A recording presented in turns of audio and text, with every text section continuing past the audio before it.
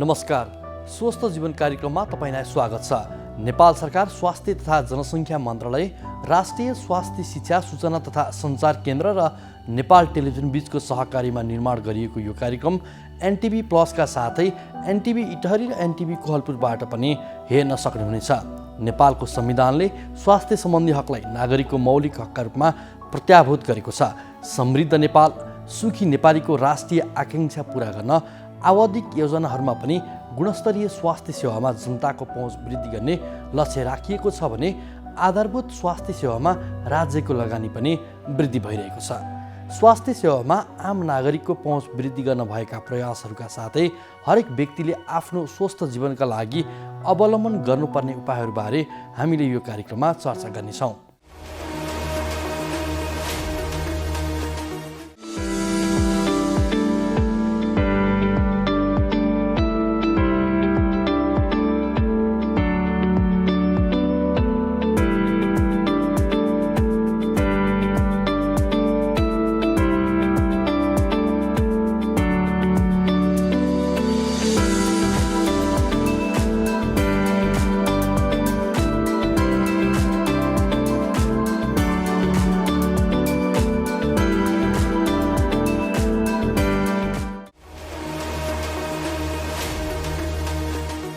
विश्व बैंकले कोरोना खोप र महामारीको प्रतिकार्यका लागि नेपाललाई 7.5 करोड अमेरिकी डलर अर्थात् 8 अर्ब 70 करोड रुपियाँ वित्तीय सहायता प्रदान गर्ने भएको छ। यो वित्तीय सहयोगबाट नेपालले कम्तीमा 1/3 जनसङ्ख्यामा खोप पुर्याउन सक्नेछ। 72% जनतालाई खोप दिने महत्त्वाकांक्षी योजना बनाएको सरकारलाई विश्व बैंकको यो सहायताले अभियान सफल बनाउनेमा सबैले अपेक्षा गरेका छन्। आज हामीले यसबारे विशेष रिपोर्ट प्रस्तुत गर्नेछौँ। स्वास्थ्यको पहुँच र पूर्वाधारमा कर्णाली प्रदेशको अवस्थाबारे पनि आज हामी चर्चा गर्नेछौँ।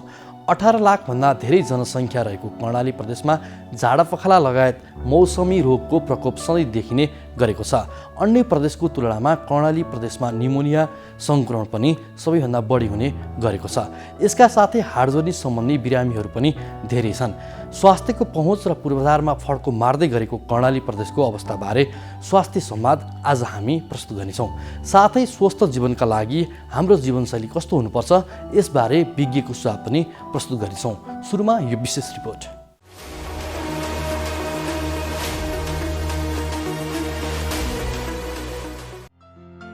विश्व बैंकले कोरोना खोप र महामारीको प्रतिकार्यका लागि नेपाललाई 7.5 करोड अमेरिकी डलर अर्थात् 8 अर्ब 70 करोड रुपियाँ वित्तीय सहायता प्रदान गर्ने भएको छ। यो वित्तीय सहयोगबाट नेपालले कम्तीमा 1/3 जनसङ्ख्यामा खोप पुर्याउन सक्नेछ। विश्व बैंकको बिहिबार बसेको कार्यकारी निर्देशक बोर्डले यस्तो निर्णय गरेको बैंकले जनाएको छ। नेपालको स्वास्थ्य र खोप प्रणालीलाई सुदृढ गर्दै सुरक्षित र प्रभावकारी खोपहरूको समतामूलक वितरणमा सहयोग पुर्याउन अन्तर्राष्ट्रिय विकास सङ्घ आइडा मार्फत नेपालले उक्त सहायता प्राप्त गर्नेछ।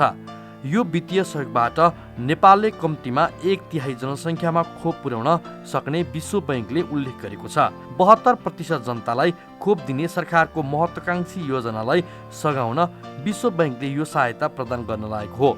गत चैतमा 2 करोड 90 लाख अमेरिकी डलर अर्थात् 3 अर्ब 30 करोड रुपियाँ बराबरको कोभिड-19 प्रतिकार्यमा विकास साझेदारहरूको सुनिश्चित सहयोगको सन्दर्भमा टेकेर थप वित्तीय सहयोग गर्ने निर्णय भएको विश्व बैंकको भनाइ छ।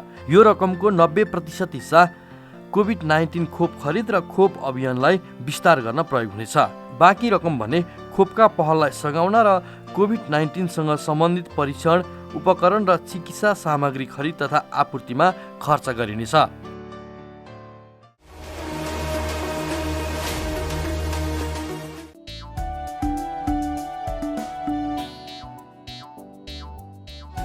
नमस्ते दाजु भाउजू। नमस्कार। कताबाट अस्पतालमा?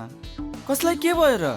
त्यस्तो केही होइन भाइ, यिनको र मेरो सामान्य स्वास्थ्य जाँच गर्न आएको। ल, केही नहुँदा पनि स्वास्थ्य परीक्षण गर्नुपर्छ र? पैसाको नाश मात्र। त्यसो भनेर कहाँ हुन्छ र भाइ? समय समयमा स्वास्थ्य जाँच गरायो भने आफ्नो स्वास्थ्यको अवस्थाबारे थाहा हुन्छ। यसरी नियमित रूपमा स्वास्थ्य जाँच गराउँदा कुनै रोग लागेको छ भने सुरुवाती अवस्थामा नै रोग पत्ता लाग्छ अनि समयमै उपचार गर्न सजिलो हुन्छ नि। सही भन्नुभयो दाइ। मैले पनि आफ्नो र परिवारको नियमित स्वास्थ्य जाँच गराएको भए आज मेरो श्रीमतीको यो हालत हुने थिएन। र पैसा पनि जोगिन्थ्यो। म त मेरो र मेरो परिवारको स्वास्थ्यप्रति सजग छु। तपाईँ पनि अबदेखि नियमित रूपमा स्वास्थ्य परीक्षण गराउनुहोस् है। राष्ट्रिय स्वास्थ्य शिक्षा सूचना तथा सञ्चार केन्द्र। नमस्कार, डाक्टर प्रदीप केसी, आयुर्वेद चिकित्सालय नरदेवीमा निर्देशकको रूपमा कार्यरत छु। यस चिकित्सालयले निर्माण गरेको जुन सिंहदरबार वैद्यखानाको तरकिब अनुसार निर्माण गरेको ज्येष्ठ बासादी चूर्ण 5 भाग, गुडुची चूर्ण 3 भाग र एसटी मधु 1 भाग, यो मिश्रित एउटा चाहिँ औषधि हामीले निःशुल्क रूपमा वितरण गरेका छौँ। यसलाई चाहिँ बालकदेखि वृद्धसम्म र जुनसुकै रोगहरू, उच्च रक्तचाप, डायबिटिज, यी सबै रोगहरूमा प्रयोग गर्न सकिन्छ। यसमा कुनै चिनीहरू अथवा मिश्रीहरू यस्तो पदार्थहरू छैन र यसलाई चाहिँ हामीले 1 लिटर पानीमा 5 चम्चा औषधि राखी त्यसलाई 5 देखि 7 मिनटसम्म उमाल्ने र बनेको काडालाई 50 देखि 80 ml सम्म वयस्कले र बच्चाहरू हुनुहुन्छ भने 30 ml 30 देखि 40 ml चाहिँ सेवन गर्नुहोला। दिनमा 3 पटक सेवन गर्न सकिन्छ। यो नरदेवी आयुर्वेद चिकित्सालयले निःशुल्क वितरण गरिरहेको छ र यसको लागि बजारमा हामीले कुनै व्यवस्था गरेका छैनौँ। नरदेवी आयुर्वेद चिकित्सालयमा जुन कार्य समयमा आएर आफ्नो नाम दर्ता गरी निःशुल्क रूपमा उपलब्ध हुन सक्नेछ। स्तन क्यान्सरले ज्यानै जान सक्छ, त्यसैले लक्षण देखिएमा हेलचक्राइ नगरौँ। स्तनमा भएका कोशिकाहरू असामान्य गरी बढ्दै गई गिर्खा, गाँठागुठी फेला पर्नु, स्तनको आकारमा परिवर्तन आउनु, रगत वा पिप मिसिएको दुध आउनु, मुन्टो गाडिनु, स्तनको कुनै पनि भाग वा मुन्टोमा लामो समयसम्म निको नहुने गरी घाउ आउनु, काखी वा घाँटीमा गिर्खाहरू देखा पर्नु।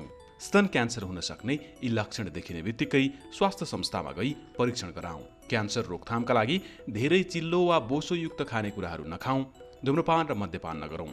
नियमित शारीरिक व्यायाम गरी मोटोपना घटाउँ। बच्चालाई 2 वर्षसम्म नियमित रूपमा स्तनपान गराउँ। 30 वर्षपछि बच्चा जन्माउने वा 40 वर्ष उमेर पुगेका महिलाले अनिवार्य स्तन क्यान्सरको परीक्षण गराउँ। ख्याल राखौँ, सुरुकै अवस्था पत्ता लागेमा स्तन क्यान्सरको उपचार गरी पूर्ण रूपमा निको पार्न सकिन्छ।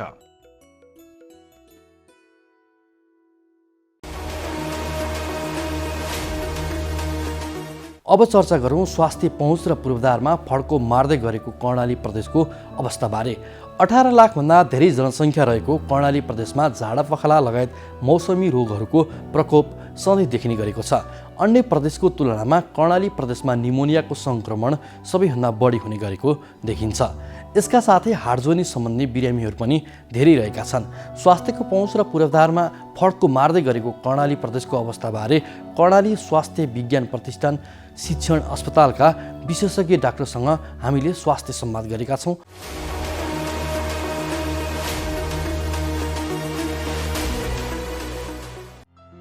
कोरोना भाइरसको महामारी सुरु हुनु अघि कर्णाली प्रदेशमा सघन उपचार कक्ष, आइसियु, 17 शय्या र भेन्टिलेटर 6वटा मात्रै थिए। प्रदेश मातहतको एक मात्र ठुलो अस्पताल प्रदेश अस्पतालमै पर्याप्त आइसियु र भेन्टिलेटर थिएन। तर अहिले 62 शय्या आइसियु र 26वटा भेन्टिलेटर थपिएको छ। 1 वर्ष अघिसम्म जुम्ला, सुर्खेत बाहेकका कर्णालीका अन्य जिल्लामा आइसियु र भेन्टिलेटर थिएन। सामान्य बिरामीलाई समेत अन्यत्र पठाउनुपर्ने बाध्यता थियो। अहिले प्राय सबै जिल्ला अस्पतालहरूमा आइसियु र भेन्टिलेटर जडान गरिएको छ। हरेक जिल्ला अस्पताललाई कम्तीमा 50 शय्याको लागि भौतिक व्यवस्था हुने गरी स्रोत साधनको व्यवस्थापन गरिएको छ।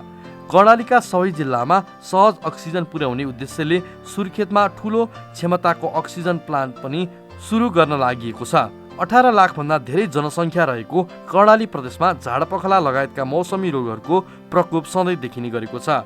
अन्य प्रदेशको तुलनामा कर्णाली प्रदेशमा निमोनियाको सङ्क्रमण पनि सबैभन्दा बढी हुने गरेको छ।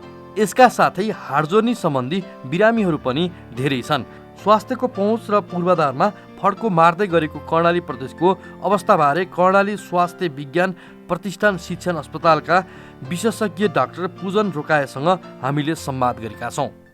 मेरो चाहिँ घरै जुम्ला हो र मैले जुम्लाबाटै एसएलसी पास गरेँ र मैले चाहिँ एमबिबिएस धरानस्थित बिपी कोइराला स्वास्थ्य विज्ञान प्रतिष्ठानमा म दुर्गम कोटामा एमबिबिएस पढेको मान्छे र पछि मैले मेरो हाडजोर्नीको पढाइ सकिसकेपछि दुर्गम कोटामा पढेको मान्छे दुर्गममै आफ्नै गाउँठाउँमा गएर आफूले आफ्नो क्यारियरको केही वर्ष दिनुपर्छ भन्ने मलाई लागेको हो। दुर्गमबाट पढिसकेको मान्छे भोलिका दिनमा कसैले औँला नउठाओस्, यसले आफ्नो ठाउँमा चाहिँ गरेको थियो भनेर पनि होस् भनेर म सुरुमा चाहिँ जुम्लामा काम गर्न गएँ। मलाई मेरा कतिपय साथीहरूले अब जुम्ला जस्तो ठाउँमा पनि गएर काम गर्ने हो र, त्यहाँ त आफूले जानेको पढेको कुराहरू पनि बिर्सिन्छ, कुवाको भ्याउतो भइन्छ, नजाने हो कि भनेर पनि सल्लाह दिएँ होइन। अब आफ्नो ठाउँमा पनि गएर गर्नुपर्छ भन्ने हिसाबले म गएँ र त्यहाँ काम गर्दा गर्दै त्यहाँको बिरामीको त्यहाँको स्थानीयको मायाले गर्दाखेरिमा मलाई आजसम्म त्यहाँ काम गर्ने वातावरण राम्रो छ र म चाहिँ निरन्तर रूपमा 7 वर्षदेखि जुम्लामा हाटजोनीमा काम गरिरहेको छु। हजुर, भनेपछि त्यहाँ गएर काम गर्नुमा कुनै यहाँलाई त्यस्तो अप्ठ्यारो केही महसुस भएको छैन? भएको छैन। बाहिर पनि प्रशस्तै सम्भावना अवसरहरू थिए, अब तैपनि अब आफ्नै ठाउँमा गर्नुपर्छ भन्ने भयो। एउटा सेवा सम्मान छ, सन्तोष छु म जुम्लामै काम गरिरहँदा। सन्तुष्ट हुनुहुन्छ? हजुर हजुर। के छ त्यहाँ काम गर्नु र सहरी क्षेत्रमा काम गर्नु, जस्तै इन्टर्नसिप गर्दा यताउति यहाँले थाहा त पाइसक्नु भएको छ, काठमाडौँ या सहरमा काम गर्ने स्टाइल पनि यहाँलाई थाहा छ होइन? त्यो जुम्ला अर्थात् एउटा दुर्गम ठाउँमा बसेर काम गर्नु र सहरमा बसेर काम गर्नुमा के फरक छ? अब त्यहाँ चुनौतीको बिचमा काम गर्ने हो होइन। त्यहाँ अब ठुलो सहरहरूमा भनौँ न, काठमाडौँ जस्तो सहरमा काम गर्नु र त्यहाँ काम गर्नुमा धेरै नै फरक छ। हामीले हेर्ने बिरामी पनि फरक हुन्छन्, रोगका प्रकृतिहरू फरक हुन्छन्, धेरै खालको अवसर पनि छन्, चुनौती पनि छन् होइन। अब अवसरहरूको कुरा गर्नु पर्दाखेरिमा अब सहरहरूतिर तपाईँले पनि याद गर्नुभयो होला, हरेक 2-4 किलोमिटरमा अस्पतालहरू छन्, तपाईँसँग धेरै विकल्पहरू हुन्छ, नर्सिङ होमदेखि लिएर होइन, सरकारी अस्पतालहरू पनि धेरै हुन्छन्। तर दुर्गममा ग्रामीण क्षेत्रमा हामी नै हो अल अर नन भने जस्तो। अब बिरामी आए पनि त्यही हो, नआए पनि त्यही हो। त्यही भएर त्यस्तो ठाउँमा अब प्रत्यक्ष दुर्गममा गएर सेवा गर्न पाउँदा आफूलाई एकदमै खुसी लाग्छ होइन। अब घरमै आमाको हातको खाना खाएर जारी गर्न पाउँदा पनि खुसी लाग्छ होइन। अर्को कुरा, यसरी दुर्गममा बिरामीहरूले विशेषज्ञ सेवा पाइरहेका छन्, त्यसमा हामी चाहिँ प्रत्यक्ष रूपमा संलग्न छौँ, त्यो पनि एकदमै राम्रो कुरा हो। सहरभन्दा दुर्गममा अलिकता बिरामीको सङ्ख्या कम हुन्छ, त्यो हुँदा हामीले चाहिँ बिरामीलाई दिने समय अलिकता हामीले प्रशस्त मात्रामा समय दिन सक्छौँ। त्यो हुँदा के हुन्छ, अलिकति गुणस्तरीय स्वास्थ्य सेवा पनि दिन सकिन्छ। र अर्को राम्रो कुरा भनेको अब जुम्ला हाम्रो हिमाली पहाडी जिल्ला हो होइन। अब अरू कर्णालीका अरूसँगै जोडिएका जिल्लाहरूबाट नै बिरामीहरू आउनुहुन्छ, उहाँहरूलाई पनि हामीले सेवा गर्ने मौका पाएका छौँ होइन। तपाईँको बाजुरासम्मको बिरामी आउनुहुन्छ जुम्लामा, मुगुबाट आउनुहुन्छ, पहिला जोडिएका डुल्पाका गाविसका बिरामीहरू आउनुहुन्छ, हुम्लाबाट 5 दिनसम्म लगाएर बिरामीहरू हाम्रोमा सेवा लिन आउनु भएको छ। यसरी 5 दिनसम्म हिँडेर आएका बिरामीहरूलाई सेवा गर्न पाउँदा एकदमै आफूलाई गर्वको महसुस हुन्छ होइन। अब त्यस्तै गरेर हामीले चाहिँ हाम्रो प्रतिष्ठानमा चाहिँ पढाइ पनि हुन्छ, ब्याचलर्स लेभलका विभिन्न पढाइहरू पनि हुन्छन्, पब्लिक हेल्थ, मिडवाइफरी होइन, पिसिएल नर्सिङहरू पढाइ हुन्छ। हामीले बेला बखतमा उहाँहरूलाई पढाउने मौका पनि पाइरहेका छौँ, त्यो पनि एउटा अवसर हो। र अनुसन्धानको पाटोमा पनि अब नयाँ ठाउँ हो, त्यहाँ धेरै नौला सम्भावनाहरू छन् होइन। त्यही अनुसारले हामीले चाहिँ एउटा हाई अल्टिट्युडको कन्सेप्टमा विभिन्न खालका खोजमूलक अनुसन्धान कार्यहरू गरि पनि रहेका छौँ र त्यसमा धेरै सम्भावनाहरू पनि छ। हजुर हजुर। यो मैले यो प्रश्न यहाँलाई किन सुरुमै गरेको भने अहिले डाक्टरहरू धेरै सहरमुखी भए भनेर एक खालको मान्छेले भन्ने गर्छन्। अधिकांश व्यक्तिहरू दुर्गममा जान मान्नेको अवस्था पनि देखिँदैन, तर पनि यहाँले चाहिँ आफ्नै ठाउँमा बस्छु, दुर्गममा बस्छु भनेर जुन भन्नुभयो सुरुदेखि त्यही भएर चाहिँ हजुर त्यो चाहिँ एकदमै ठिक कुरा उठाउनु भयो। दुर्गममा डाक्टर जान धेरै गाह्रो छ हेर्नुहोस् होइन। त्यो मैले पनि त्यहाँ काम गरिरहँदा अहिले पनि हाम्रो चाहिँ पूर्व राजविराजदेखि पश्चिममा दार्चुलासम्मको डाक्टर साहबहरू हुनुहुन्छ। तर दुर्गममा अब बिस्तारै हामीले चाहिँ सोच चेन्ज गर्नुपर्ने हुन्छ। अब पहिला चाहिँ स्वास्थ्य चौकीमा अस्पतालमा डाक्टर छैनन् भन्थे, तर अब डाक्टर भइरहे पनि अब चाहिँ हामीले चाहिँ नयाँ सोच भनेको अब चाहिँ हामीले चाहिँ विशेषज्ञ सेवा चाहिँ पुर्याउने, विशेषज्ञ सेवा विस्तार गर्ने हो होइन।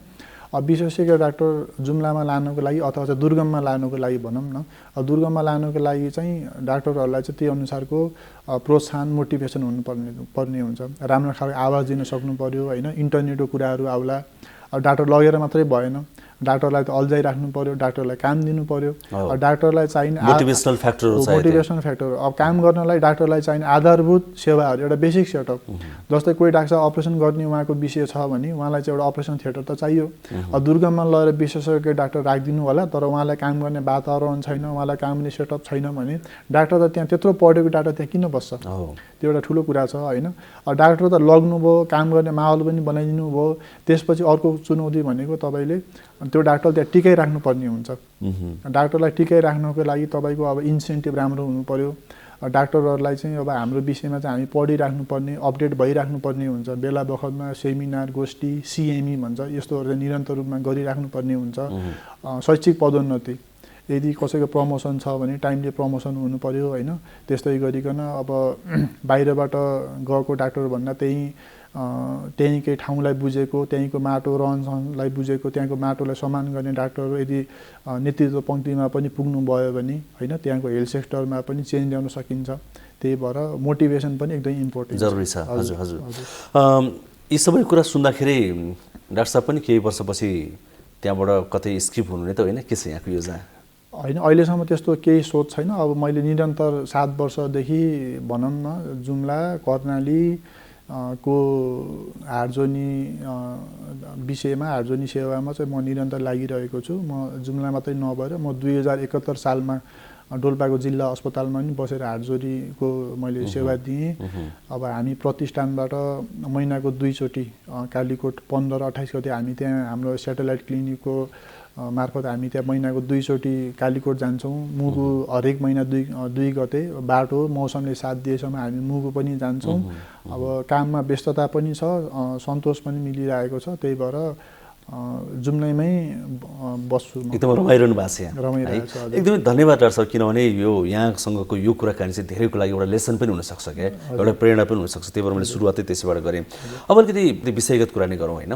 जस्तै जुम्लामा यहाँ जुन ठाउँमा हुनुहुन्छ, या यहाँले डोल्पा, मुगु सबैतिरको कुरा गर्नुभयो होइन, त्यहाँ आउने बिरामीहरू चाहिँ अधिकांश बिरामी के का बिरामी हुन्छ? सानो बच्चाहरू कुरा गर्नुपर्दाखेरिमा कोही बच्चाहरू हातखुट्टा जन्मजात बाङ्गो लिएर जन्मिएका बच्चाहरू पनि आउनुहुन्छ। अनि कोही चाहिँ बढ्दै हातखुट्टाहरू बाङ्गो हुने, ढाड बाङ्गो हुने त्यस्ता रोगका बच्चाहरू पनि आउनुहुन्छ। र हाम्रोतिर बच्चाहरूमा प्राय देखिने समस्या भनेको चोटपटकका समस्याहरू, फ्र्याक्चर भन्छौँ हामी।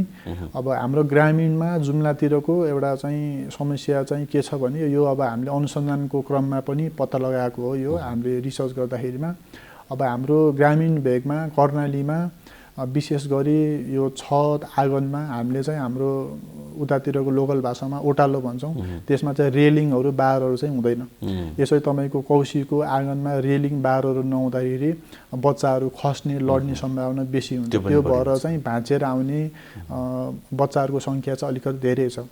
अब अलिकति ठुलो मान्छेहरू एडल्टहरूमा कुरा गर्नुपर्दाखेरिमा चाहिँ अब पेसागत हिसाबले ढाडहरू दुख्ने, घुँडाहरू दुख्ने समस्याका बिरामी पनि धेरै हुनुहुन्छ। अब अलिकति ओल्ड एजमा, जेरिएटिक एजमा कुरा गर्नुपर्दाखेरिमा चाहिँ हड्डी खिएर हुने समस्याहरू, हड्डी कमजोर भएर हुने अस्टियोपोरोसिसका बिरामीहरू धेरै हुनुहुन्छ। जुम्लामा सायद गेडागुडी धेरै खाएर हो कि रातो मासु धेरै खाएर हो कि युरिक एसिडका बिरामीहरू पनि धेरै छन्। अब र अरू कुरा चाहिँ अब जुम्ला चिसो ठाउँ भएको हुनाले अब 2300 लगभग 2300 मिटरको उचाइमा छ जुम्ला जिल्ला। त्यहाँ चिसो ठाउँ भएको हुनाले चिसो महिनामा चाहिँ हातखुट्टाहरू चाहिँ कटकट खाइने, हातखुट्टाहरू चाहिँ सुनिने, रातो हुने, चिल्याउने, चिल ब्लेन्स भन्छ, त्यस्तो खालको समस्याहरू पनि देख्छौँ हामी। हजुर, महिलाहरूमा देखिने स्त्री रोगहरू, आँखा खस्ने समस्याहरू पनि धेरै आउँछ होला है त्यहाँ? आउँछन्। अब यो जोरिन दुख्ने समस्याहरू चाहिँ धेरै चाहिँ जोरिन दुख्ने समस्याहरू, झमझमका समस्याहरू धेरै चाहिँ हामीले स्त्री रोगमै देख्ने गरेका छौँ। मैले यहाँलाई ओभरअल सोधेको चाहिँ किनभने आफ्नो अर्थो भए पनि यहाँले त ओभरअल देखिरहनु भएको छ त्यहाँ। अब अलिकति यहाँको विषयको कुरा गरौँ न। जस्तै हड्डी सम्बन्धी समस्या लिएर बालबालिकाहरू हड्डी फ्र्याक्चर भएर बढी आउँछन् भन्नुभयो यहाँले होइन, के फ्र्याक्चरै भएरै बढी आउने हो त्यहाँ हड्डी सम्बन्धी रोगहरू चाहिँ? हजुर, बच्चाहरूको हड्डी भाँचेर आउने सङ्ख्या चाहिँ अलिक धेरै छ। हामीले त्यो बेलामा अनुसन्धान पनि गर्ने गरेका छौँ। पेडियाट्रिक एज ग्रुप बच्चाहरू चाहिँ धेरै हड्डी भाँचेर आउने गर्नुभएको छ हाम्रो अस्पतालमा चाहिँ। यो हड्डी खिने समस्या चाहिँ के युथहरू पनि देखिन थाले हो अहिले पछिल्लो समयमा? त्यति चाहिँ देखिया छैन। अब यो उमेर अनुसारले, सेक्स अनुसारले अब महिनावारी सुकेपछि महिलामा देखिने र पुरुषमा चाहिँ तपाईँको 40-50 लागेपछि यो चाहिँ खिने क्रम सुरु हुन्छ, त्यसपछि मात्रै पुरुषमा देखिन्छ। तर महिलामा चाहिँ अलिक छिटो र अलिक धेरै देखिन्छ पुरुषभन्दा चाहिँ। यो जीवनशैली पनि अब त्यहाँको अलिकति फरक छ होइन? हजुर हजुर। त्यहाँ अब बाटोहरू, कच्ची बाटोहरूमा पैदल यात्रा धेरै गर्नुपर्ने, भारी बोकेर हिँड्नुपर्ने होइन, खेतबारीमा काम गर्नुपर्ने भएको कारणले हड्डी फ्र्याक्चर हुने, हड्डी फ्र्याक्चर मध्ये पनि त्यो खालको इन्जुरी बढी हुने हुन्छ होला है त्यहाँ? हजुर, त्यहाँ चाहिँ अब मैले अघि भनिहालेँ पेसागत हिसाबले धेरै कुराहरूमा त्यहाँनिर असर गर्छ। त्यहाँ अब अधिकांश मान्छेहरूको व्यवसाय भनेको कृषि हो होइन, भारी बोक्नुपर्ने हुन्छ, तपाईँको गोल्ड मिलका कुराहरू हुन्छन्, घाँस काट्ने, धान काट्नेदेखि लिएर धेरै चाहिँ कृषि व्यवसायमा भएको हुनाले, एकहोरो काम गर्ने भएको हुनाले उहाँहरूको चाहिँ घुँडा खिने, ढाड दुख्ने, पिँडुलाहरू फर्किने यस्ता किसिमको समस्याहरू चाहिँ धेरै देखिन्छ। ए हजुर हजुर। महिलाहरू धेरै देखिने? महिलाहरूमा अलिकता धेरै देखिन्छ। ए हजुर हजुर हजुर। अब त्यो ज्येष्ठ नागरिकहरूको पनि कुरा गर्दाखेरि अब उहाँले एउटा उमेरभरि एकदम हेभी खालको काम गर्नुहुन्छ, कडा परिश्रम गर्नुहुन्छ होइन, त्यसले गर्दा पनि हड्डी खिने समस्याहरू बढी देखिने होला होइन? ज्येष्ठ नागरिकमा हड्डी खिने समस्या चाहिँ धेरै देखिन्छ। तर ज्येष्ठ नागरिकहरूमा उमेरको कारणले हड्डीहरू चाहिँ खि पनि सकेको हुन्छ, जोड्नी पनि खिसकेको हुन्छ र उहाँहरूमा चाहिँ अलिकता बाथको समस्याहरू, नसा च्यापिने समस्याहरू, जोड्नी र हड्डी खिने सँगसँगै तपाईँको चाहिँ नसा च्यापिएका लक्षणहरू पनि धेरै देख्छौँ हामीले। अहिले यो डाक्टर साहब सहरी क्षेत्रमा चाहिँ कस्तो देखियो भने कोरोना पछि, कोरोना लकडाउन भएपछि मान्छेहरू धेरै घरमा बस्न थाले, एक्सर्साइज कम भयो, त्यसै गर्दन दुख्ने, ढाड दुख्ने समस्या बढी देखियो, त्यहाँको के छ अवस्था? त्यहाँ कोरोनाको असर चाहिँ देखियो, तर सहरको तुलनामा त्यति असर चाहिँ देखिएन होइन। अब त्यहाँ चाहिँ अब मैले भनिहालेँ, त्यहाँ अब धेरै मान्छे चाहिँ कृषिमा जोड भएको हुनाले अब एक लेभलको एक्टिभिटी भइ नै राख्यो, त्यही भएर त्यति धेरै चाहिँ देखिएन। तर कोरोनाको टाइममा चाहिँ हामीले अनुभव गरेको कुरा चाहिँ सायद बाटोघाटो बन्द भएको हुनाले हाम्रोमा चाहिँ डोल्पा, मुगु, इभन हुम्लाबाट बिरामी आएर हामीले अपरेसन गरेको रेट चाहिँ एकदमै हाई भएको थियो। कोरोनाको टाइममा हामीले अझै धेरै बिरामीको अपरेसन गऱ्यौँ हामीले। ए हजुर हजुर। त्यहाँ अपरेसन सबै खालका हुन्छन्? काठमाडौँमा हुने लेभलको अपरेसन चाहिँ हुँदैन, तर चाहिँ पहिलाको तुलनामा हामीले चाहिँ धेरै विधाहरूमा चाहिँ अहिले अपरेसन गर्दैछौँ। सामान्य अपरेसन, ट्रमाको अपरेसनहरू चाहिँ हुन्छ। अहिले चाहिँ हामीले मेरुदण्डको अपरेसनहरू, स्पाइनको सर्जरीहरू पनि सुरु गरेका छौँ र एकाध हामीले चाहिँ आर्थोस्कोपीका अपरेसनहरू पनि गरेका छौँ। हजुर। यहाँहरूले चाहिँ त्यहाँ अपरेसन हुन सके बिरामीहरूलाई कहाँ रिफर गर्नुहुन्छ? हामीले चाहिँ बिरामीलाई आर्थिक भार नपरोस् भनेर स्वास्थ्य बिमा गर्नलाई चाहिँ हामीले चाहिँ प्रेरित गर्छौँ र हामीले चाहिँ सकेसम्म गभर्मेन्ट हस्पिटलहरूमा नै हामीले चाहिँ उहाँहरूलाई चाहिँ एडभाइस गर्छौँ। गभर्मेन्ट हस्पिटल काठमाडौँका कि कहाँका? नेपालगञ्जको भेरी, काठमाडौँको वीर हस्पिटल, टिचिङ हस्पिटलमा हामीले चाहिँ सल्लाह दिनु पऱ्यो भने त्यहाँ सल्लाह दिन्छौँ। हजुर। अब अलिकति यो हड्डीकै विषयमा विशेष कुराकानी, हड्डीकै रोगकै कुराकानी त हामी अरू राष्ट्रहरूसँग गरिरहेको छौँ यहाँ, त्यही भएर यहाँ अलिकति त्यहाँको परिस्थितिको कुरा गरिरहेको। जस्तै यहाँले जहाँ काम गर्नु भएको छ, हामीले अहिलेसम्म कुरा गर्दै गर्दाखेरि पनि कर्णालीका सबै जिल्लाबाट त्यहाँ आउनुहुन्छ मान्छेहरू होइन, अझ रिमोटबाट आउनुहुन्छ, 4 दिन 5 दिन हिँडेर आउनुहुन्छ। उहाँहरूसँग कतिसँग त पैसा हुँदैन होइन, अपरेसन गर्दा एउटा मिनिमम चार्ज त लागिहाल्छ होइन, एटलिस्ट सामान त किन्नु पऱ्यो होइन। त्यसको लागि यहाँले कुनै फन्डहरू त्यस्तो व्यवस्था गर्नु भएको छ या उहाँहरूलाई कसरी कन्भिन्स गर्नुहुन्छ, उहाँले कसरी गर्नुहुन्छ, त्यो चाहिँ अवस्था के छ? अब दुर्गममा काम गरिरहँदा चाहिँ यो पनि एउटा राम्रो अवसर हो हाम्रो लागि चाहिँ। हामीले चाहिँ एकदमै दूर दराजबाट 5 दिनसम्म हिँडेर आएका बिरामीहरूलाई पनि हामीले चाहिँ अब सेवा दिने मौका पायौँ। अब यसरी टाढाबाट आइरहँदा तपाईँले ठ्याक्कै भन्नुभयो, सबै आर्थिक हिसाबले बलियो हुँदैन। अब हामीले चाहिँ सुरुमा चाहिँ सबैलाई बिमा गर्ने जोड दिन्छौँ। यो बिमा गर्नमा जोड दिन्छौँ। बिमाबाट भयो भने तपाईँको चाहिँ बिरामीको धेरै खर्चहरू चाहिँ त्यसबाट कभर हुन्छ। तर यदि बिमा छैन भने हाम्रो कर्णाली स्वास्थ्य विज्ञान प्रतिष्ठानमा चाहिँ फ्री फन्डको व्यवस्था चाहिँ छ र अधिकांश खर्च उपचार चाहिँ त्यसैबाट पनि हुन्छ। तर यदि नजिकबाट टाढाबाट कुनै पनि बिरामी आउनु भयो र उहाँहरूको चाहिँ आर्थिक अवस्थाले गर्दाखेरिमा उपचार रोकिने, उपचारै नहुने भन्ने चाहिँ हुँदैन। हामीले चाहिँ बुझेर उहाँको अवस्था के छ हेरेर हामीले चाहिँ सक्दो उपचार चाहिँ हामीले गर्छौँ। जे होस् पैसै नभएको कारणले कुनै व्यक्तिले उपचार नपाउने अवस्था रोकिया पनि छैन र रोकिँदैन पनि। हजुर त्यही भएर त दुर्गमका यी अस्पतालहरू हजुर। सबैको लागि एकदमै चाहिँ उदाहरण बनेका छन् होइन। अहिले चाहिँ हालसालै हाम्रो एउटा सामाजिक सुरक्षा इकाइ पनि खडा भएको छ। त्यसले चाहिँ बिरामीको चाहिँ ऊ चाहिँ वास्तविक गरिब हो कि होइन उसको आर्थिक अवस्था के छ त्यो बुझेर हामीले चाहिँ एउटा सर्टन अमाउन्टै तोकेका छौँ। त्यहाँभित्र उहाँहरूले सेवा सुविधा लिन मजाले सक्नुहुन्छ। यदि त्यो तोकेको अमाउन्टभित्र पनि उहाँको उपचार सकिएन अथवा उहाँलाई चाहिँ रेफर गर्नु पर्यो भने थप पनि त्यसमा चाहिँ हेर्ने गरेका छौँ। जस्तै नेपाल टेलिभिजन होइन जुन चाहिँ दुर्गम बस्तीहरूमा दूरदराजमा पुग्छ होइन, त्यहाँका मानिसहरूले बढी हेर्नुहुन्छ, विश्वास गर्नुहुन्छ होइन। त्यस कारण म यो प्रश्न गर्दैछु, यदि कसैले यो कार्यक्रम हेरिरहनु भएको छ, उहाँको कुनै समस्या छ, रोग हड्डीको मात्र नभएर कुनै पनि रोग छ, यहाँहरूको क्षेत्रको आसपासमै हुनुहुन्छ होइन, उहाँलाई लागिरहेको हुनसक्छ कि पैसा छैन के गर्ने भने त्यसो भए उहाँहरूले चाहिँ आत्तिनु परेन, हस्पिटल जाँदा भयो? आत्तिनु परेन। अब मुगुमा कालीकोटमा चाहिँ हामी प्रत्यक्ष रूपमा नै हामी त्यहाँ संलग्न छौँ। मैले मुगुमा पनि अहिले एकजना हाम्रो विशेषज्ञ डाक्टर हुनुहुन्छ। कालीकोटमा हामी महिनाको 2 चोटि जान्छौँ। मुगुमा कहाँ सम्पर्क गर्ने त्यस्तो गर्नु पर्यो नि? मुगुमा जिल्ला अस्पताल जिल्ला अस्पताल गमगढीमा, कालीकोटको मान्माको जिल्ला अस्पतालमा त्यहाँ विशेषज्ञ डाक्टरहरू पनि हुनुहुन्छ र हामी महिनाको 2 चोटि त्यहाँ भिजिट पनि गर्छौँ। हामी नयाँ बिरामी पनि हेर्छौँ र अहिले हाम्रो पछिल्लो समय जुम्लामा कल्याण स्वास्थ्य विज्ञान प्रतिष्ठानमा कालीकोटको बिरामीहरूको सङ्ख्या धेरै नै बढेको छ। हामीले उहाँहरूको धेरै अपरेसन गरेका छौँ र उहाँहरूको चाहिँ हामी अपरेसन गरिसकेको पछिको फलोअप चाहिँ हामी कालीकोट जिल्ला अस्पतालमा नै गर्ने गरेका छौँ। भनेपछि विस्तार हुने क्रममा छ। विस्तार हुने अब डोल्पा हुम्ला जस्तो ठाउँहरू पुग्न चाहिँ बाँकी रहेछ। अब यो पनि एउटा चुनौती हो त्यहाँ काम गरिरहँदा। अब बिरामीहरूलाई आउन जानको समस्या छ, भूगोल एउटा ठुलो चुनौती हो। गाउँको दूर दराजमा मोटर बाटो पुगेको छैन। तपाईँले अस्ति 1 हप्ता अगाडि पनि कान्तिपुरमा पढ्नुभयो होला, मुगुको सोरु गाउँपालिकामा साल अड्केर एउटा गर्भवती महिलाको मृत्यु भएको छ होइन। आजका दिनसम्म पनि कर्णालीमा यस्ता खाले न्युजहरू अहिले पनि आइरहेछन्। यो किन आउँछ भने दूर दराजमा विशेषज्ञ सेवा छैन। अब कसैले रेफर गर्नु पर्यो भने पनि अहिले पनि हाम्रो हेल्थ रेफरल सिस्टम त्यति बलियो छैन।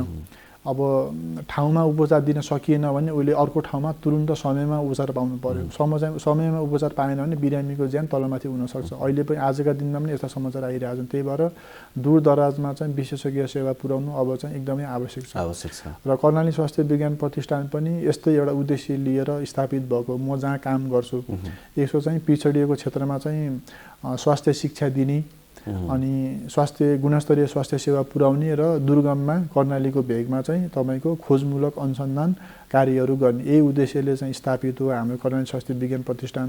त्यही लोकल लेभलमै दक्ष जनशक्ति उत्पादन गरेर स्वास्थ्यका दक्ष जनशक्ति उत्पादन गरेर त्यही दुर्गममा खटाउने, ताकि चाहिँ कर्णालीको जुन बाहिर मिडियामा आएको छ तपाईँले अहिलेसम्म सुन्नुभयो होला, कर्णाली भन्ने बित्तिकै मान्छेहरू एकदम उपेक्षित, झाडापखाला, भोगमारी, पिछडिएको अभाव जुन एउटा कन्सेप्ट छ नि मान्छेहरूमा कर्णाली भन्ने बित्तिकै हो। त्यो कुराहरूलाई चिर्नलाई पनि अब स्वास्थ्य क्षेत्रमा चाहिँ कर्णाली स्वास्थ्य विज्ञान प्रतिष्ठान एउटा राम्रो भूमिका खेलेको जस्तो लाग्छ मलाई होइन। अब मानव विकास सूचाङ्क हेर्नुहुन्छ तपाईँले चाहिँ अरू नेपालीहरूको तुलनामा लाइफ एक्सपेक्टेन्सी तपाईँको चाहिँ यो लिट्रेसी रेटहरू हेर्नुहुन्छ भने कर्णालीको अलि पछाडि नै छौँ कि हामी। त्यही भएर अब हामीले कर्णालीमै दक्ष जनशक्ति उत्पादन गरेर कर्णालीमा तिनलाई खटाउन सक्यौँ भने हामीले चाहिँ अब कर्णालीकै एउटा हेल्थ सेक्टरमा एउटा चाहिँ राम्रो काँचोले फेर्न सकिन्छ जस्तो लाग्छ। हजुर, टाढा टाढाबाट दुर्गम बस्तीहरूबाट हस्पिटल आउन सक्ने व्यक्तिहरूको लागि स्थानीय तहले पनि संयोजन गर्ला नि होइन? त्यो पनि छ होला नि?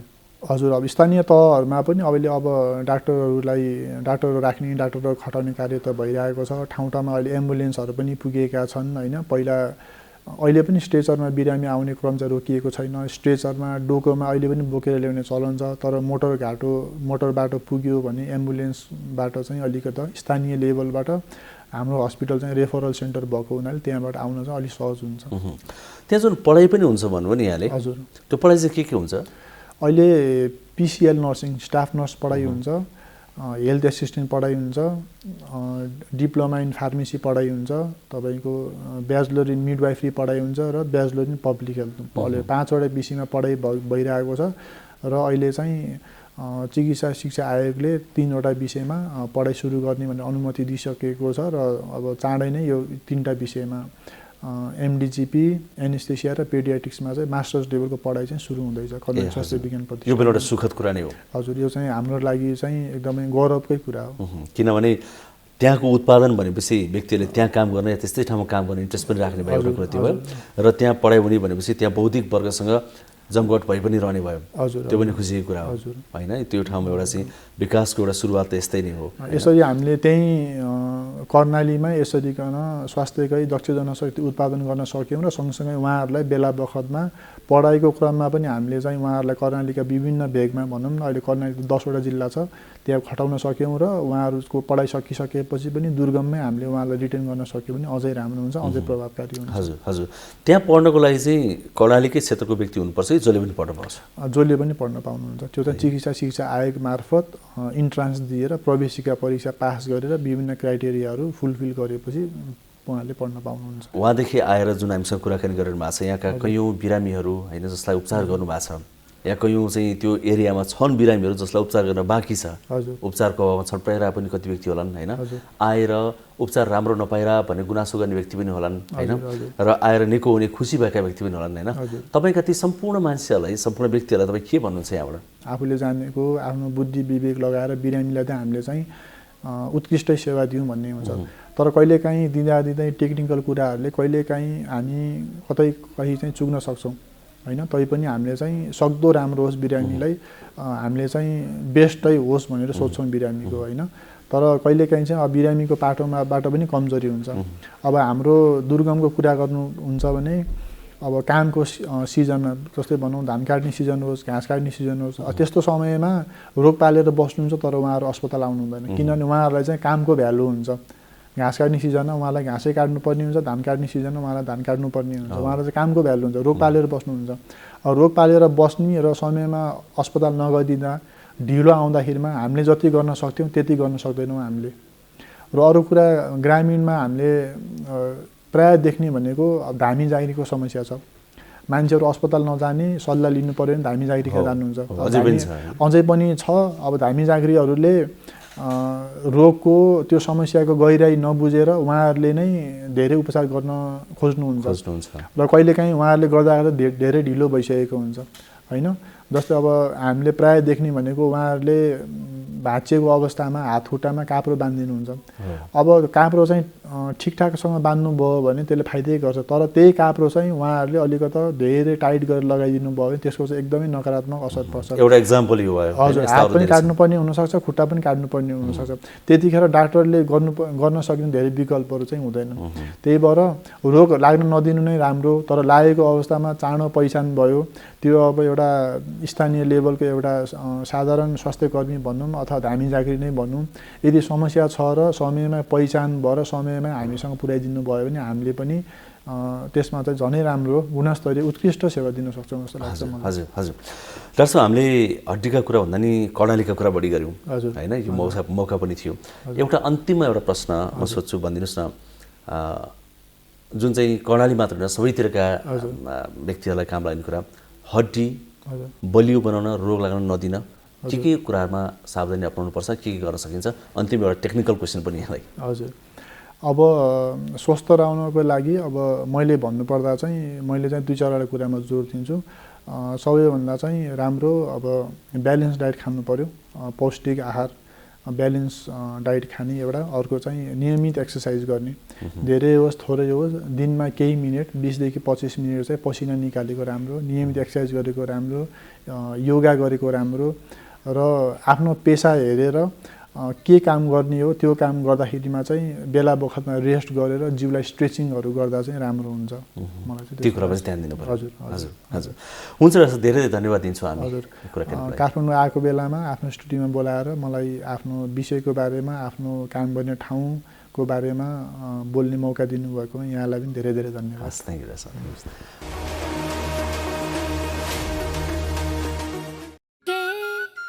हात धुन्छौ र साबुन पानीले धुन्छु नि कति बेला धुन्छौ र छिनछिनमै धुन्छु नि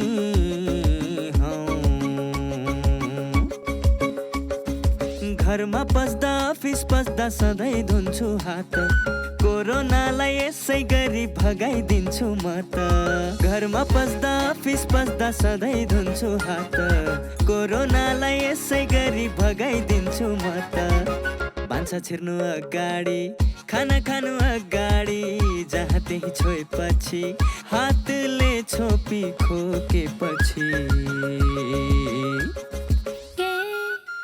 हात धुन्छौ र साबुन पानीले धुन्छु नि कति बेला धुन्छौ र छिनछिनमै धुन्छु नि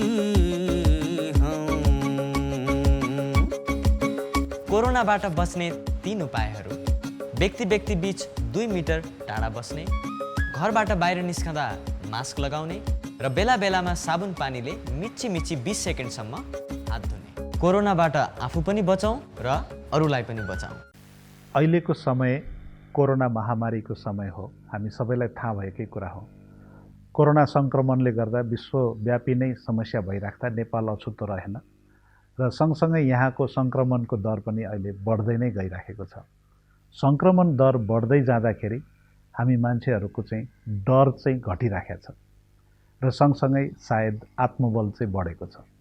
यति भन्दै कतिपय सङ्क्रमित व्यक्तिहरूलाई आइसियुमा राखेर उपचार गर्नुपर्ने तथ्य चाहिँ हामीसँग छ र यो भनेको एकदम नराम्रो चिज हो। तपाईँ हामी जसको भए पनि परिवार कसैलाई सिकिष्ट भएर आइसियुमा राख्नु पर्यो भने अहिलेको समयमा हामीले परिवारले नजिकै बसेर हामीले सेवा पनि गर्न पाइराखेका छैनौँ। यति कठिन समयमा यो कोरोनालाई चाहिँ हामीले डर कम गरेर यसलाई लापरवाही तरिकाले चाहिँ लिन मिल्दैन। भन्नुको मतलब अहिलेको समयमा पनि हामी सजग रहनै पर्छ। यो सर्न सक्ने सम्भावनालाई कम गर्न, रोकथाम गर्नको लागि हामी अनुशासित हुनै पर्छ।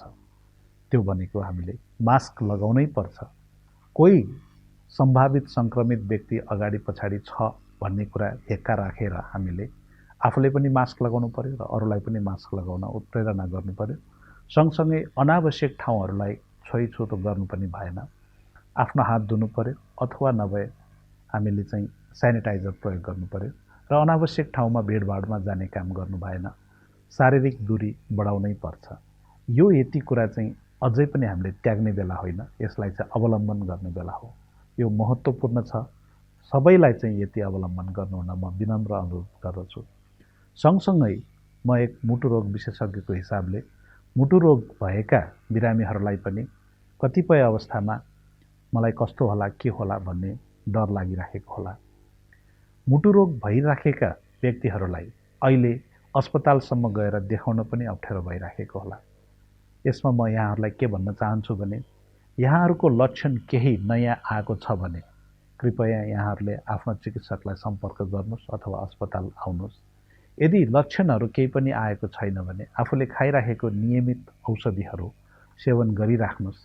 आफूलाई बलियो बनाउनुहोस्, आत्मबल बढाउनुहोस्, शारीरिक अभ्यास गर्नुहोस्, अनावश्यक खानेकुराहरू धेरै नखानुहोस्, हिँडडुल धेरै अनावश्यक हिँडडुल नगर्नुहोस् र एकदमै लक्षण भनेको के भनेदेखि कथम कदाचित छातीमा पीडा भयो, सास फेर्न गाह्रो भयो, मुटुको धड्कन एकदम बढ्दै गयो र रिङ्गट लाग्यो, एकदमै अप्ठ्यारो महसुस भयो भनेदेखि चाहिँ अस्पताल आउनुहोस्।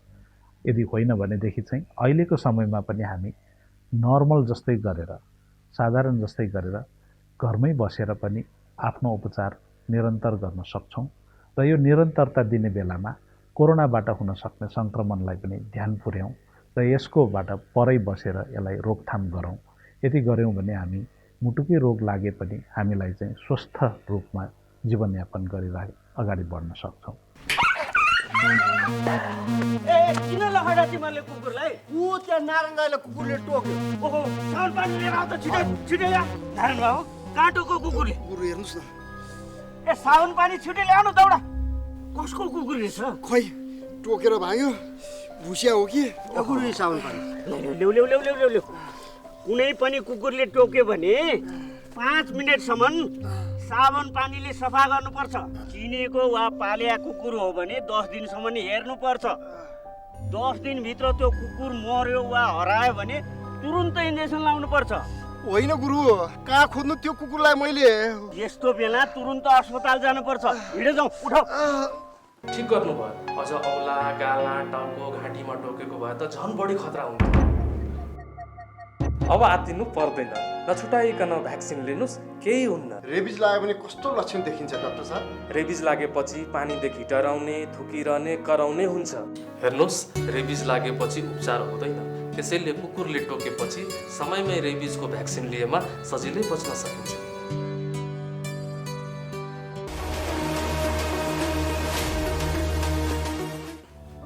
स्वस्थ जीवनशैलीका लागि स्वस्थ खानपान, सरसफाइ र व्यायामलाई आफ्नो दिनचर्याको हिस्सा बनाउन विज्ञहरूले सुझाव दिन्छन्। अव्यवस्थित दिनचर्याले हाम्रो स्वास्थ्यमा प्रतिकूल असर पारिरहेको हुन्छ। स्वस्थ जीवनका लागि खानपान, बानी व्यवहार, जीवनशैली आदिमा ध्यान दिनुपर्छ। स्वस्थ जीवनशैली कसरी अपनाउने, यसबारे विज्ञको सुझाव अबको क्रममा।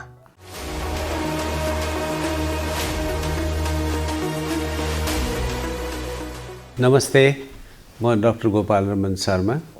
म कन्सल्टेन्ट न्युरोसर्जन र म नेपाल मेडिसिटी हस्पिटलमा काम गर्छु।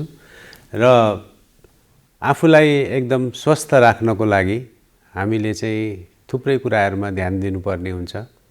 एउटा चाहिँ हामीले चाहिँ दैनिक रूपमा व्यायामहरू गर्नुपर्छ।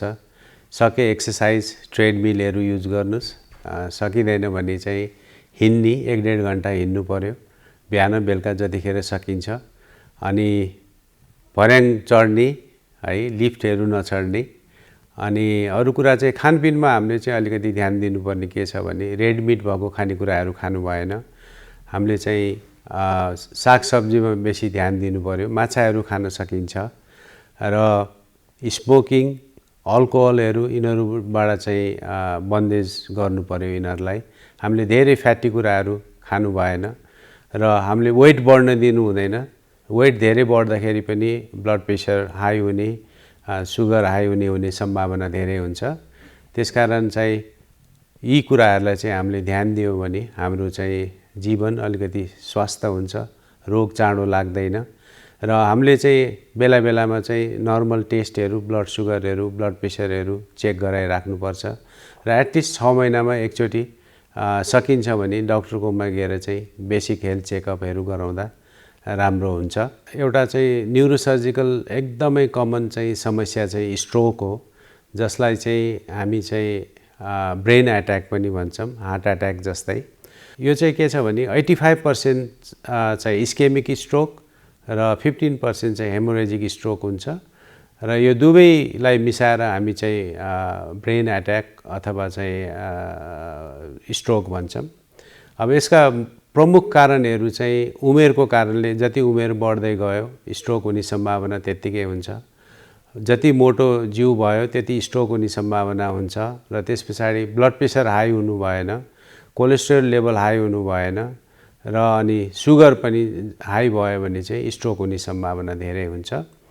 र स्ट्रोक हुने बित्तिकै हामीले चाहिँ कसरी थाहा पाउने भन्ने कुरा हुन्छ। स्ट्रोकको लागि चाहिँ यदि तपाईलाई असामान्य रूपमा टाउको दुख्न थाल्यो, उल्टी हुन थाल्यो, प्यारालाइसिसको लक्षण देखा पर्न थाल्यो, र कहिलेकाहीँ छारे रोग जस्तो लक्षण देखा पर्न थाल्यो, बोल्नलाई गाह्रो भयो, हातखुट्टाहरू चाहिँ अलिकति झमझमाउन थाल्यो, र ब्लड प्रेसर नाप्दाखेरि अलिकति हायर साइडमा छ भने त्यो अवस्थामा चाहिँ प्यारालाइसिस स्ट्रोक हुन लाग्यो भन्ने चाहिँ हामीले चाहिँ शङ्का गर्न सकिन्छ। र त्यो अवस्थामा चाहिँ तुरुन्त नजिकको डक्टरहरू, न्युरोलोजिस्ट, न्युरोसर्जन जो भेटिन्छ उहाँहरूसँग चाहिँ सम्पर्क गरेर चाहिँ हामीले चाहिँ उपचार गर्नुपर्छ। अब यो स्ट्रोकबाट कसरी जोगिने भन्ने कुरामा चाहिँ के छ भने एउटा चाहिँ उमेरलाई त हामीले केही गर्न सक्दैनौँ, त्यो नेचुरल प्रोसेस हो। ब्लड प्रेसरलाई हामीले कन्ट्रोलमा राख्नुपर्छ, सुगरलाई हामीले कन्ट्रोलमा राख्नुपर्छ, कोलेस्ट्रोल लेभल बढ्न दिनु भएन, फिजिकल एक्सर्साइज सधैँ गरिराख्नु पर्यो, र खानपिनमा चाहिँ अब तेल घिउ भएको खानेकुराहरू कम खानु पर्यो, सागसब्जीहरूमा चाहिँ धेरै, फलफुलमा धेरै ध्यान दिनु पर्यो। अनि त्यस्तै चाहिँ माछा प्रयोग गर्न सकिन्छ। माछा रेड मिट भन्दा माछा खाँदाखेरि अलिकति चाहिँ कोलेस्ट्रोल लेभल बढ्न दिँदैन। र हामीले चाहिँ एक्सर्साइजहरू सधैँ गरिराख्नु पर्यो, सफा सुग्घर रहनु पर्यो, पर्सनल हाइजिनहरू सधैँ मेन्टेन गर्नु पर्यो, जङ्क फुडहरू खानु भएन, रेस्टुरेन्टमा धेरै जानु भएन, र वाइन बियरहरू, स्मोकिङहरूको चाहिँ यदि लत छ भने त्यसलाई पनि बन्द गर्नु पर्यो। यो सबै कुराहरूमा चाहिँ हामीले ध्यान दियौँ भने केही हदसम्म चाहिँ स्ट्रोकलाई चाहिँ हामीले चाहिँ प्रिभेन्सन रोक्न सक्छौँ। लामो प्रसुति व्यथाको कारण बच्चाको टाउकोले योनि मार्ग र पिसाब थैली वा दिशा थैली वा दुवैलाई थिचेर प्वाल परेर प्रसव फिस्टुला हुन्छ। प्रसुतिपछि महिलामा दिशा चुहिरहने, पिसाब चुहिरहने वा दिशा पिसाब दुवै चुहिरहने समस्या प्रसव फिस्टुला हो। कलिलो उमेरमा बच्चा जन्माउँदा पनि प्रसव फिस्टुला हुन सक्दछ। प्रसव फिस्टुलाले महिलाहरूलाई शारीरिक, मानसिक तथा सामाजिक समस्या सृजना गर्छ। प्रसव फिस्टुला रोकथाम गर्न सकिन्छ। नियमित गर्भ जाँच गर्ने, जन्मान्तरका लागि परिवार नियोजनको साधन प्रयोग गर्ने, स्वास्थ्य संस्थामा दक्ष प्रसुतिकर्मीबाट सुत्केरी गराएमा प्रसव फिस्टुला हुनबाट बचाउन सकिन्छ। प्रसव फिस्टुला उपचारबाट निको हुन्छ। उपचार पाइने अस्पतालहरू बीपी कोइराला स्वास्थ्य विज्ञान प्रतिष्ठान धरान, काठमाडौँ मोडल अस्पताल काठमाडौँ, सुर्खेत प्रादेशिक अस्पताल सुर्खेत। नमस्ते, म डाक्टर सरिना राज भण्डारी। म चाहिँ ENT अथवा नाक कान घाँटीको सर्जन र फेसियल प्लास्टिक सर्जन हो। यो चिसोको मौसममा, यो सिजनमा चाहिँ मान्छेहरूलाई चाहिँ थुप्रो प्रब्लमहरू आउँछन्, जस्तै रुगाखोकी, स्निजिङहरू हुने, नाकबाट पानी बग्ने, नाक बन्द हुने, त्यो सँगसँगै घाँटीको प्रब्लमहरू जस्तै घाँटी खसखसाउने, खोकी लाग्ने, सुक्खा खोकी लाग्ने प्रब्लमहरू हुन्छन्। त्यसमाथि अहिले कोभिडको एरा पनि छ। It's a very difficult time. त्यही कारणले गर्दा चाहिँ तपाईँहरूले यो मौसममा चाहिँ अभोइड गर्नुपर्ने कुराहरू, चिसो कुराहरू, स्मोकिङ गर्नुहुन्छ भने प्लिज त्यो पनि अलिकति कन्ट्रोल गर्नु अथवा छोड्नु होला। अनि खानपानमा पनि चिल्लो, पिरो, अमिलोहरू चाहिँ अलिकति कम गर्नुहोस्, सो द्याट तपाईँको घाँटीको प्रब्लम पनि धेरै नहोस्। अनि मास्क चाहिँ अनिवार्य रूपमा प्लिज लगाउनु होला।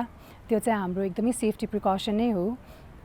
मास्क पनि तपाईँहरूले त्यो कपडाको मास्क र भाल्भको मास्क भन्दा पनि सर्जिकल मास्क लाउनु भयो भने त्यो एकदमै बेटर छ। अनि तपाईँको यो रुगाखोकीको लागि चाहिँ अब मोस्ट मान्छेहरूलाई चाहिँ कोभिड नै हो कि भनेर पनि डर लाग्छन्, बट देन यो चाहिँ सिजन एकदमै कमन हो रुगाखोकीको लागि। त्यही कारणले रुगाखोकी नहोस् भनेर तातो पानीको बाफ लिने, मन तातो पानी खाने, नुन पानीले कुल्ला गर्ने, तिनीहरू पनि गर्न सक्नुहुन्छ। But then please stay safe. हजुरहरूलाई कोभिडकै शङ्का छ, त्यसको ज्वरो आइरहेछ, तपाईँहरूलाई नाकबाट स्मेल आएन, खानाको टेस्ट आएन भने तपाईँलाई कोभिड टेस्ट गर्दा पनि केही फरक पर्दैन। नेगेटिभ आयो भने राम्रै हो, पोजिटिभ आयो भने त्यही अनुसार हामी तपाईँहरूको ट्रिटमेन्ट गर्छौँ।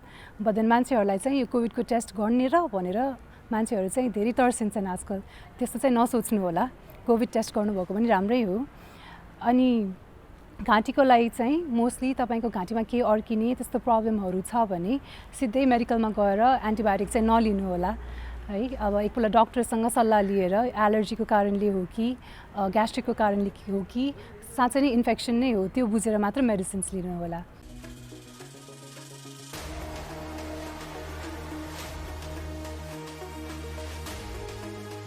कार्यक्रम स्वास्थ्य जीवन हरेक दिन NTV प्लसबाट बिहान 7 देखि 8 बजेसम्म र पुनः प्रसारण साँझ 5 देखि 6 बजेसम्म। NTV कोहलपुरबाट दिउँसो 1 देखि 2 बजेसम्म र NTV इन्टहरीबाट दिउँसो 2 देखि 3 बजेसम्म प्रसारण हुने गरेको छ। स्वास्थ्य सम्बन्धी यहाँहरूको कुनै जिज्ञासा वा समस्या भएमा हामी सम्बन्धित विज्ञहरूबाट समाधान खोजी कार्यक्रममा प्रसारण गर्नेछौँ।